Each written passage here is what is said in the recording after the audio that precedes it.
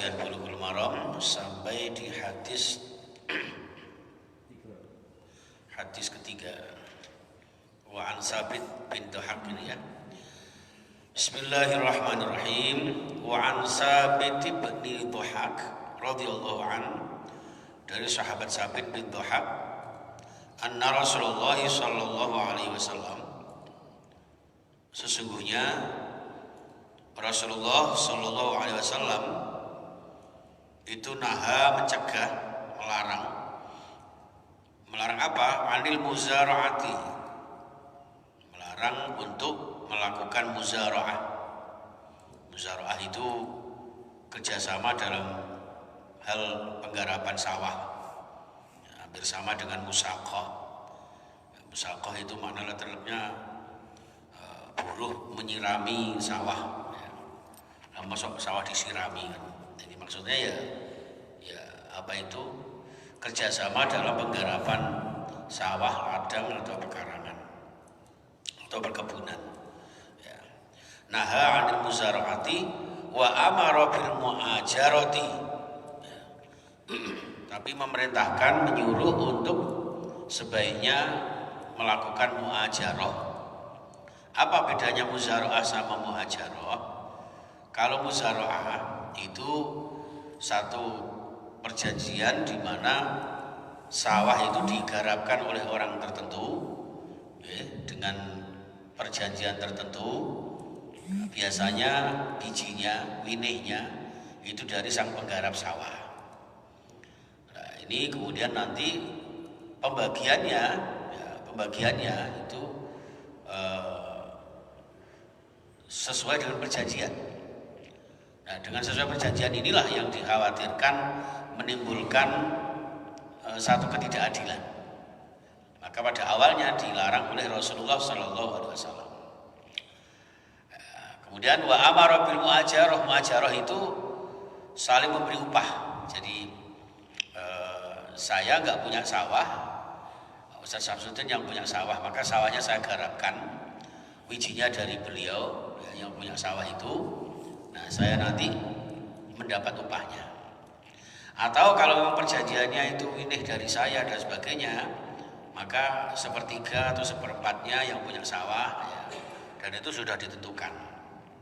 Jadi itu memberi upah kepada yang menggarap sawah kita. Sebaiknya seperti itu. Nah, hadis ini sepintas memang bertentangan dengan sebelumnya, ya, di mana sebelumnya kan dibolehkan untuk musaqat itu, ya kan. Bahkan orang-orang Yahudi Khaybar aja dibolehkan untuk menggarap sawahnya Kanjeng Nabi itu. Ini ternyata setelah kita telusuri, hadis ini memang tidak muttafaqun alaih, hanya ada di Sunnah Muslim, Sahih Muslim. Nah, dalam hal ini bukan bertentangan, melainkan dikhawatirkan. Jadi kalau memang nanti muzara'ah itu menimbulkan satu ketidakadilan, kemudian merugikan sang penggarap sawah atau perkebunan, maka sebaiknya jangan dilakukan. Itu lebih baik saling memberi upah saja. Wis garapan sawahku engko pirang dina tak kei duit, ngoten mawon. Daripada kok digarapno saya sementara saya nggak punya modal untuk beli winih, untuk beli rabuk dan sebagainya. Nah, ini kan memberatkan sang penggarap sawah. Itu maka kalau sampai terjadi seperti itu, maka termasuk kategori ini yang dilarang oleh Rasulullah Sallallahu Alaihi Wasallam. Berarti substansinya di sini adalah dari hadis yang pro maupun yang kontra, yaitu bagaimana dalam muzara'ah dan mu'ajarah ini mengandung unsur manfaat. Manfaat yang seadil-adilnya, baik yang punya sawah maupun yang menggarapnya. Kalau konteksnya di kota, kados panjenengan kan nggak ada sawah, ya. Tandurannya botol, semen, dirubahno berapa kamar, kos-kosan, ngoten nggih. Dan ada kos-kosan seperti ini, perjanjian juga harus jelas. Apakah listriknya ditanggung, airnya ditanggung dan sebagainya, dan itu dituangkan dalam satu kesepakatan antara yang punya rumah dengan kontraktornya. Kontraktornya itu yang mengontrak itu, Pak. Ya, jadi seperti itu. supaya tidak ada saling dirugikan. Kadang-kadang susah juga sekarang kontrakan orang itu ya, apalagi yang kontrak nggak amanah itu. Begitu keluar sudah meninggalkan sembarang karir, tanggungan PDAM, tanggungan PLN. Jadi kontrakan rumah itu malah rugi. Ada yang seperti itu. Kembali kepada orangnya. Makanya di sini di dalam Islam ini juga menunjukkan bahwa di Islam itu tidak hanya mengatur ritual saja.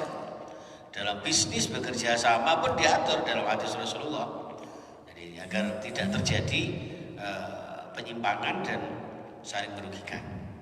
Karena sifatnya muzaroah, musaqah, muajarah sampai jual beli itu hakikatnya adalah muawanah, ya. Saling menolong sebetulnya. Wa ta'awanu 'alal birri wat taqwa wa la ta'awanu 'alal ismi wal udwan. Saling menolong dalam kebaikan dan ketakwaan. Baik, itu rawahu Muslim. Kemudian hadis yang keempat, ini kayaknya beda konteks ini ya. Wa ani bin Abbas, dari sahabat Abdullah bin Abbas radhiyallahu anhuma, qala Ibnu Abbas mengatakan, ihtajama. Nah, ini terkait dengan napa niki? Bekam. Nah, cara desa jenenge canthuk. Soale biyen niku niku modele niku kados dicanthuk ngoten. Nah, sakniki kan alatnya modern. Ihtajama Rasulullah sallallahu alaihi wasallam. Rasulullah niku pernah minta jasa untuk dibekam. Wa aqtalladhi hajamahu ajrahu.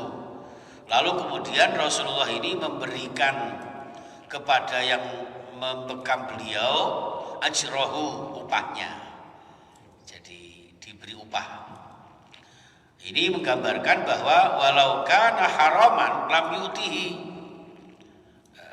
Seandainya membekam itu haram, maka saya yakin, kata Ibnu Abbas, ya, saya yakin Rasulullah tidak memberi upah. Jadi hadis ini sebelum muncul itu ada satu opini di masyarakat bahwa perbuatan membekam itu sesuatu yang hina, ya, sesuatu yang remeh, sesuatu yang kurang mulia, apalagi terkait dengan obo-obo awake wong, gitu. Terus ngetokne darah, medeni dan sebagainya, menjijikan dan seterusnya. Nah, ternyata Rasulullah sendiri melakukan itu, ya, bahkan diberi upah. Berarti ini bukan sesuatu yang hina, ya, walaupun sepele, sehingga tetap harus diberikan upahnya sebagaimana mestinya. Rawahul Bukhari. Nah, di dalam hadis yang kelima, ini karena hubungannya dengan apa ini, membekam, jadi ini satu lagi. Wa an Rafi' bin Khadij, nek lanang Khadij, nek wedok Khadijah, kira-kira ngono. Jadi Khadijah itu wedok, nek iki Khadij gitu ya. Ana Faiz, Faizah, ya, Habibi, Habibah, Azizi, Azizah. Tapi ada juga yang namanya seperti perempuan, aslinya laki-laki. Siapa? Maisaroh, ya, Khalifah. Gitu. Itu Khalifah itu artinya lanang aslinya. Tapi ada juga yang tidak pakai tak marbutoh, tapi wedok, Zainab. Jadi nggak usah dikasih Zainabah, gitu nggak usah. Jadi lanang Zainabun, wedok Zainabah, itu nggak usah. Zainab itu wedok. Hindun itu sudah perempuan. Itulah indahnya hazanah bahasa Arab. Insyaallah. Monggo mangke mijing dalu jenengan bisa menyaksikan bedah tafsir Maudhu'i di TV 9. Ya, jam 20. Nanti insyaallah. Kalau saya tanggal 22-nya di ICTV. Agustus. Jadi untuk besoknya di TV 9. Jadi Rafi' bin Khadij mengatakan qala Rasulullah sallallahu alaihi wasallam kasbul hajjami khabithun. Waduh, ya. Jadi menurut Rafi' bin Khadij ini Rasulullah itu pernah menyampaikan bahwa pekerjaan sebagai pembekam itu termasuk sesuatu yang menjijikan. sesuatu yang menjijikkan. Ini maknanya begini. Satu, jangan kita menjadi satu-satunya profesi utama sebagai seorang pembekam. Tidak ada pekerjaan lain. Sehingga hasilnya dari membekam ini, ya, ini yang satu-satunya yang kita jadikan gantungan hidup, jangan. Karena orang membekam orang itu tidak boleh sama sekali mengambil upahnya. Ya, jadi memang betul-betul ikhlas. Ya. Dene kok sing dibekam kok ngekeki ya alhamdulillah. Ya sekarang modelnya penceramah ngerti nih Pak. Dikeki ya alhamdulillah. Orang dikeki ya innalillah.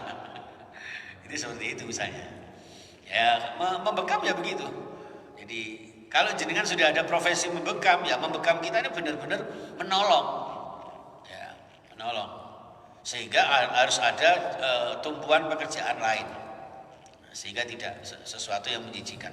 Yang kedua maknanya adalah pembekam itu sesuatu yang menjijikkan. Maka dari itu ketika kita mengambil jasa orang yang membekam kita, ya jangan tangan kosong dong, kasihan mereka, gitu ya. Dikasih sebagaimana mestinya dan sebaik-baiknya, gitu. Di sini maka al-khabis inda tabib, qalatul afi, al-zahiru annal hadis la yadullu ala tahrim. Jadi bukan berarti terus remeh itu terus haram itu ya enggak. Ya, jadi bahkan untuk profesi satu-satunya dijadikan sebagai profesi itu hukumnya makruh di dalam tasyarahnya itu. Ya, sesuai dengan firman Allah di dalam surah Al-Baqarah ayat 267 ya. Wala tayammamul khabisa minhu tunfiqun. Ini ayatnya sebetulnya wa anfiqu apa itu min khairi ma kasabtum gitu ya wa mimma akhrajna lakum minat thayyibat wala tayammamul khabisa minhu tunfikun al ayat. Jadi kalau berinfak itu infaklah memberikan yang terbaik, baik dari hasil kita maupun hasil tanaman, hasil sawah-sawah kita yang dihasilkan atas izin Allah. Jadi jangan yang buruk-buruk, kayak pakaian ujuk bekas, sarung-sarung bekas, makanan-makanan bekas, rada sumber ora dikene wong, jangan. Walaupun mungkin daripada pakai banyak nganggur terbuang sia-sia ya enggak apa-apa. Tapi jangan selalu itu gitu loh. Ya. Jadi mungkin kita memberi orang itu sesuatu yang terbaik. Terbaik. Kemudian ketika ada kita suatu saat memberi yang bekas, daripada nganggur sia-sia, dibuang ya eman gitu. Nah, itu diberikan. Saya ini kebiasaan Pak, setahun sekali itu mesti bawa yang bekas-bekas itu saya lempiti, saya bawa ke desa berapa kardus. Tapi keluarga yang saya ini yang di gunung itu mesti selalu tiap itu karena bukan di kampung, jadi saudara yang di pegunungan daerah Purwodadi itu sambil saya kasih yang baru. Artinya barangkali yang ini toh daripada dibuang sia-sia mungkin tinggi telesan nang sawah gitu, nang gunung nang alas gitu seperti itu. Jadi ya tidak terus jenengan serba baru sing rada elek dibuahi ya, atau bahkan sesuatu yang baru terus dipahami terlek, lah jenengan mari tuku mobil baru sama infakno. Wah yo. Apa mau mari tuku servis baru diinfakno. Mari ngontel. Ya tidak begitu. Ya. Jadi artinya di sini wa kasbul hajjami khabisun itu artinya jangan sampai kemudian kita berinfak kepada yang membekam itu sesuatu yang buruk-buruk. Wala tayammamul khabisa minhu tunfikun. Jangan memberikan sesuatu yang buruk itu sebagai bahan infak. Ya, sedekah kepada orang lain. Oke, baik, saya kira itu Bapak Ibu sekalian. Ya, dan di sini disebutkan fasummiya radhanul mali khabisan walam yuhrimuhu. Kanjeng Nabi itu kalau menyebutkan harta yang kurang bagus itu disebut khabis. Ya, makanan khabis, baju khabis, sesuatu yang kadang tidak begitu layak pakai misalnya. Itu tapi tidak mengharapkan. Jadi seperti itu. Mudah-mudahan bermanfaat. barokah buat kita semuanya. Dan insya Allah kalau saya berbicara masalah membekam ini Pak, bekam itu sebetulnya sunnah Rasul. Jadi menghilangkan kotoran-kotoran yang tercampur di darah kita. Monggo, tapi jangan sama saya. Aku dulu gak iso. Di samping gak iso gak wani saya ini. Lihat darah itu takut saya. Ya, jadi monggo ada teman-teman banyak yang ahli.